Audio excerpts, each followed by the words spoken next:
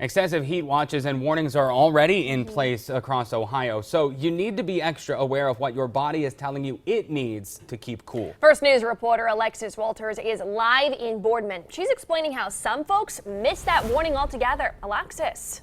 Good morning, guys. Yeah, it's the first sort of strong heat wave that we get every year, and we think no big deal until it is. You may be going about, you're doing your outside chores for hours on end when all of a sudden you feel dizzy, you feel thirsty, you maybe even feel a little confused. That is when heat stroke and heat exhaustion become a concern. Now, when your body core temperature reaches 104 degrees, it begins to experience heat stroke, but even a few degrees below that, you start to feel the effects. There are so many easy steps to take to make sure your body temperature stays reasonable.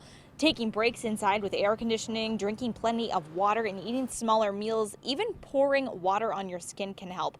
People who are elderly or taking multiple medications that are diuretics, making you lose even more body water, are at an increased risk of heat exhaustion, dehydration, and heat stroke.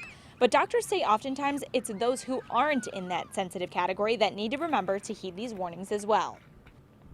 I think your younger people may not be so specific or think about that it could happen to them. Definitely the elderly, I think, have a little bit more knowledge that they need to be cautious. As you get into these 90-degree temperatures, I think everyone better be cautious and be aware that it can happen to them. No one's resistant to this phenomenon.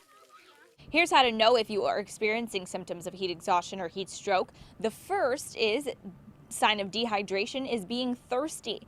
Excessive sweating is another sign of heat exhaustion, but once your body enters heat stroke, your skin may actually become very dry, which is even more concerning. You also may be dizzy, confused, have headaches, and even experience nausea and vomiting.